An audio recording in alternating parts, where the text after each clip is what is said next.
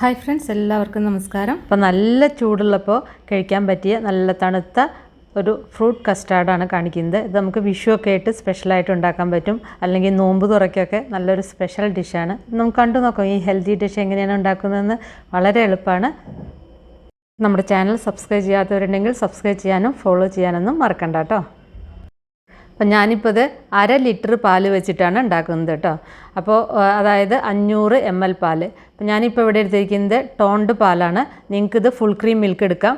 Full cream milk വെച്ചിട്ട് ഉണ്ടാക്കുമ്പോൾ കുറച്ചും കൂടി കൂടുതൽ ടേസ്റ്റ് ഉണ്ടാവും. അതായത് ഫാറ്റ് മാറ്റാത്ത പാലാണെങ്കിൽ കുറച്ചും കൂടി കൂടുതൽ ടേസ്റ്റ് ഉണ്ടാവും കേട്ടോ. അപ്പോൾ ഞാൻ അതിന്ന് കുറച്ച് പാല് ഞാൻ മാറ്റി വെച്ചിട്ട് ബാക്കിയുള്ള പാല് ഞാൻ ആ കടായിലേക്ക് ഒഴിച്ചിട്ടുണ്ട്. കുറച്ച് പാല് പിന്നെ കസ്റ്റാർഡ് പൗഡർ ഒന്ന് കലക്കിയെടുക്കാൻ വേണ്ടിയിട്ട് എടുത്തിട്ടുണ്ട്. ഒരു 1/4 കപ്പിനൊക്കെ കുറച്ച് കൂടുതലായിട്ട് ഇതിലേക്ക് ഈ പാത്രത്തിലേക്ക് ഒഴിച്ചിട്ടുണ്ട്. ബാക്കിയുള്ളത് ഞാൻ കടായിലേക്ക് ഒഴിച്ചു, നിങ്ങൾ കണ്ടിട്ടുണ്ടാവുമല്ലോ. ഇനി ഇതിലേക്ക് 1.5 ടേബിൾ സ്പൂൺ കസ്റ്റാർഡ് പൗഡറാണ് ചേർക്കുന്നത്. ഞാനിപ്പോൾ ചേർക്കുന്നത് വാനില കസ്റ്റാർഡ് പൗഡറാണ്, 1.5 ടേബിൾ സ്പൂൺ കേട്ടോ. അതിനി നന്നായിട്ട് കട്ട കെട്ടാതെ ഇതിൽ മിക്സ് ചെയ്യുക. എപ്പോഴും ഇതിങ്ങനെ ചേർക്കുമ്പോൾ തണുത്ത പാലിലോ അല്ലെങ്കിൽ നല്ല ചൂടുള്ള പാലിലോ മിക്സ് ചെയ്യാതിരിക്കുന്നത് നല്ലത്. റൂം ടെമ്പറേച്ചറുള്ള പാലാവുമ്പോൾ പെട്ടെന്ന് മിക്സാക്കി എടുക്കാൻ പറ്റും, കട്ട കെട്ടാതെ മിക്സാക്കി എടുക്കാൻ പറ്റും കേട്ടോ.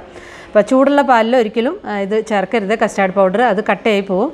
ഇനി നന്നായിട്ട് മിക്സ് ചെയ്തെടുക്കുക. വിസ്കോ അല്ലെങ്കിൽ സ്പൂൺ ഉപയോഗിച്ചിട്ട് മിക്സ് ചെയ്തെടുക്കാവുന്നതാണ് കേട്ടോ.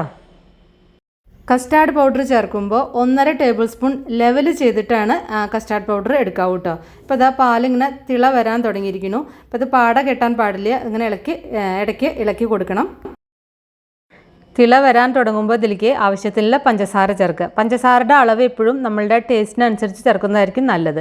ഞാനിപ്പോൾ ഇവിടെ 5 ടേബിൾ സ്പൂൺ പഞ്ചസാരയാണ് ചേർക്കുന്നത്. അപ്പോൾ നിങ്ങൾക്ക് അധികം മധുരം വേണ്ടെങ്കിൽ 3-4 ടേബിൾ സ്പൂൺ ചേർത്താലും മതി കേട്ടോ. എനിക്കിത് 5 ടേബിൾ സ്പൂൺ ചേർത്തപ്പോൾ വളരെ കറക്റ്റായിട്ടാണ് തോന്നിയത്.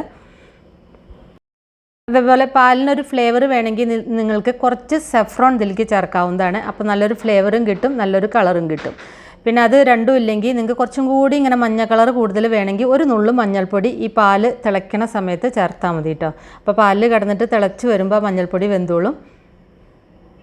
പാല് നന്നായിട്ട് തിളച്ചിട്ട് ആ പഞ്ചസാര നന്നായിട്ട് അലിഞ്ഞതിന് ശേഷം ഇതിലേക്ക് നമ്മൾ ആ കസ്റ്റാർഡ് മിക്സ് ചെയ്തിട്ടില്ലേ അത് ഇതിലേക്ക് ചേർക്കുക. ഒന്ന് അരിച്ച് ചേർക്കുമ്പോൾ കുറച്ചും കൂടി നല്ലതാണ്, അങ്ങനെയാകുമ്പോൾ കട്ട കിട്ടില്ല കേട്ടോ. എന്നിട്ട് കുറച്ചായിട്ട് ചേർത്തിട്ട് ഇത് മിക്സ് ചെയ്യുക. എന്നിട്ട് ഇത് നന്നായിട്ടൊന്ന് തിള വരട്ടെ. ഇപ്പോൾ ഇത് തിള വന്നിട്ടുണ്ട്. പിന്നെ അത് മീഡിയം ഫ്ലെയിമിൻ്റെയും ഹൈ ഫ്ലെയിമിൻ്റെയും ഇടയിലേക്ക് മാറ്റുക ഫ്ലെയിം. എന്നിട്ട് ഇത് ഒന്ന് നന്നായിട്ട് തിളപ്പിക്കുക. ഒരു 6 മിനിറ്റെങ്കിലും 5-6 മിനിറ്റ് നന്നായിട്ട് തിളപ്പിക്കുക കേട്ടോ.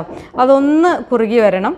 എന്നാൽ വല്ലാതെ തിക്കാവരുത്, വല്ലാതെ അങ്ങനെ കട്ടിക്കാവരുത്, എന്നാൽ ലൂസാവാനും പാടില്ല കേട്ടോ. ആ ഒരു രീതിയിൽ ഒരു സെമി തിക്ക് കൺസിസ്റ്റൻസി ആവണം. ഞാൻ അതിൻ്റെ ഒരു പാകം കാണിച്ചു തരാം നിങ്ങൾക്ക് കേട്ടോ. ഇതിലേക്ക് ഒരു നുള്ള് ഉപ്പ് ചേർക്കുക. പിന്നെ കുറച്ച് ഏലക്കാപ്പൊടി കൂടി ചേർക്കുക. ഏലക്കാപ്പൊടി ഫ്ലേവർ ഇഷ്ടമല്ലെങ്കിൽ നിങ്ങൾക്ക് സ്കിപ്പ് ചെയ്യാം, ചേർക്കേണ്ടതില്ല. ഉപ്പൊക്കെ ചേർക്കുമ്പോൾ വളരെയധികം ശ്രദ്ധിക്കണം കേട്ടോ. വളരെ ചെറിയൊരു നുള്ള് ഉപ്പ് ചേർക്കാവൂ. എന്നിട്ട് നന്നായിട്ട് മിക്സ് ചെയ്യുക. ഇനി അതിൻ്റെ ഒരു കൺസിസ്റ്റൻസി ഞാൻ കാണിച്ചു തരാം. ഇങ്ങനെ ഒരു സ്പൂൺ എടുത്തിട്ട് ഇതിലൊന്ന് ഡിപ്പ് ചെയ്യുക. ഡിപ്പ് ചെയ്തിട്ട് നമ്മൾ അതിൻ്റെ മീതെ ഒരു ലൈൻ വരച്ചു കൊടുത്താൽ അതിങ്ങനെ ഒന്നിച്ചാവാൻ പാടില്ല, അതിങ്ങനെ സെപ്പറേറ്റ് ആയിട്ട് തന്നെ നിൽക്കണം. കണ്ടില്ലേ, അതാണ് അതിൻ്റെ ഒരു കൺസിസ്റ്റൻസി. ആ ഒരു തിക്നെസ്, ആ ഒരു കട്ടി വേണം കേട്ടോ അതിന്. അതായത് ഒരു സെമി തിക്ക് കൺസിസ്റ്റൻസി ആയിരിക്കും നല്ലത്. ഇനി ഇത് നന്നായിട്ടൊന്ന് ചൂടാറട്ടെ. ഇപ്പോൾ ഇത് നന്നായിട്ട് ചൂടാറിയിട്ടുണ്ട്. ഇത് നിങ്ങൾക്ക് ഇങ്ങനെ തന്നെ വെവ്വേറെ ഫ്രൂട്ട്സും കസ്റ്റാർഡും വെവ്വേറെ ആയിട്ട് ഫ്രിഡ്ജിൽ വെച്ചിട്ട് കഴിക്കുന്ന സമയത്ത് മിക്സ് ചെയ്യുമ്പോൾ കുറച്ചും കൂടി നല്ലതാണ്. ഞാനിപ്പോൾ അത് രണ്ടും കൂടിയിട്ട് ഒന്നിച്ച് മിക്സ് ചെയ്തിട്ടാണ് കേട്ടോ വയ്ക്കുന്നത്. അതിൻ്റെ ആ ഒരു കൺസിസ്റ്റൻസി തണുത്ത് കഴിഞ്ഞാൽ ഈ ഒരു പാകമായിരിക്കണം. കണ്ടില്ലേ, അങ്ങനെ ലൂസല്ല. ഇതിലേക്കുള്ള ഫ്രൂട്ട്സ് നമുക്കിഷ്ടമുള്ള ഫ്രൂട്ട്സ് ഇതിലേക്ക് ചേർക്കാം കേട്ടോ.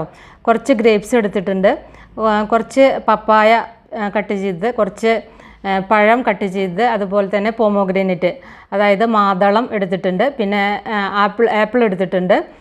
ഇനി നിങ്ങൾക്ക് ഇതൊന്നും ഇല്ലെങ്കിൽ തന്നെ ബ്രെഡ് സ്ലൈസ് ഒന്ന് നെയ്യിൽ നന്നായിട്ട് വറുത്തെടുക്കുക. നല്ല പിന്നെ ക്രിസ്പി ആയിട്ട് വറുത്തെടുത്തിട്ട് ബ്രെഡ് സ്ലൈസസ് ചെറിയ കഷ്ണങ്ങളാക്കിയിട്ട് കേട്ടോ അത് ഇതിൽ മിക്സ് ചെയ്താലും മതി. അപ്പോൾ ഫ്രൂട്ട്സ് വേണമെന്നില്ല, ഫ്രൂട്ട്സിന് പകരം ബ്രെഡ് സ്ലൈസസ് ചേർത്താലും മതി. ഇനി ഒരു ഫ്രൂട്ടും ഇല്ലെങ്കിൽ പഴം മാത്രം കട്ട് ചെയ്ത് ഇട്ടാലും നല്ല ടേസ്റ്റ് തന്നെയാണ് കേട്ടോ. ഇനി ഇതെല്ലാം കൂടി ഇതിലേക്ക് ചേർത്തിട്ട് മിക്സ് ചെയ്യുക. ഇനി ഇത് നന്നായിട്ടൊന്ന് മിക്സ് ചെയ്ത് കൊടുക്കുക. മിക്സ് ചെയ്തിട്ട് ഇത് ഒരു 2 മണിക്കൂർ ഫ്രിഡ്ജിൽ വെക്കുക കേട്ടോ. നിങ്ങൾക്ക് താഴത്തെ തട്ടിലാണെന്ന് വെച്ചാൽ ഒരു 2 മണിക്കൂർ വെക്കണം. പെട്ടെന്ന് തണുത്ത് കിട്ടണമെങ്കിൽ ഒരു 5-10 മിനിറ്റ് ഫ്രീസറിൽ വെക്കുക. ആ മീതത്തെ അതിൽ വെക്കുക കേട്ടോ. ഐസാവുന്ന അതിൽ ഫ്രീസറിൽ വെച്ചിട്ട് ഒരു 5-10 മിനിറ്റ് വെക്കുക. ഐസൊന്നും അവരുടെ ഇടയിലും തുറന്ന് നോക്കണം കേട്ടോ. എന്നിട്ട് പിന്നെ താഴത്തെ തട്ടിലേക്ക് വെച്ച് കഴിഞ്ഞാൽ ഒരു അരമണിക്കൂറൊക്കെ വെച്ച് കഴിഞ്ഞാൽ പെട്ടെന്ന് തണുത്ത് കിട്ടും. അപ്പോൾ ഇതാ ഞാനിതിന് ഫ്രിഡ്ജിലേക്ക് വെക്കുക കേട്ടോ. അപ്പോൾ കണ്ടില്ലേ, ഞാനിപ്പോൾ പുറത്തൊക്കെ എടുത്തിട്ടുണ്ട്. കണ്ടില്ലേ, ഈ ഒരു കൺസിസ്റ്റൻസി ആവണം. കാരണം നമ്മൾ ഫ്രൂട്ട്സ് ഇട്ട കാരണം ഇത് കുറച്ച് കഴിഞ്ഞ് കഴിഞ്ഞാൽ ചെറുതായിട്ടൊന്ന് ലൂസാവും. അപ്പോൾ അങ്ങനെ ആദ്യമേ ലൂസായി കഴിഞ്ഞാൽ പിന്നെ അത് വെള്ളം പോലെയാവും. അപ്പോൾ ഈ ഒരു കൺസിസ്റ്റൻസി കറക്റ്റായിട്ട് വന്നിട്ടുണ്ട് കേട്ടോ. ഇനി നമ്മളിത് കുറച്ച് നേരം വെച്ച് കഴിഞ്ഞാൽ അത് നല്ല കറക്റ്റ് പാകത്തിനായി കിട്ടും. എപ്പോഴും കസ്റ്റാർഡിലേക്കുള്ള ഫ്രൂട്ട്സ് എന്ന് പറഞ്ഞാൽ അധികം ഇങ്ങനെ ജ്യൂസി ആയിട്ട് വാട്ടർമെലൺ പോലുള്ള ഫ്രൂട്ട്സ് ചേർക്കരുത്. നല്ല ഇങ്ങനെ കട്ടിയിലുള്ള നല്ല ബലമുള്ള ഫ്രൂട്ട്സ് ചേർക്കുക. അപ്പോൾ അത് അടിപൊളി ഫ്രൂട്ട് കസ്റ്റാർഡ് റെഡിയായി. ഉണ്ടാക്കി നോക്കിയിട്ട് നിങ്ങളുടെ ഫീഡ്ബാക്കൊക്കെ അറിയിക്കുക. ഇഷ്ടപ്പെട്ടാൽ ഒന്ന് ലൈക്ക് ചെയ്യുക, അല്ലെങ്കിൽ നിങ്ങൾക്ക് ഡിസ്ലൈക്ക് ചെയ്യാം. അതുപോലെ തന്നെ വീഡിയോ ഇഷ്ടമാൽ ഒന്ന് ഷെയർ ചെയ്യണേ. അപ്പോൾ നമുക്ക് വേറെ ഈസി റെസിപ്പി വീണ്ടും കാണാം. താങ്ക്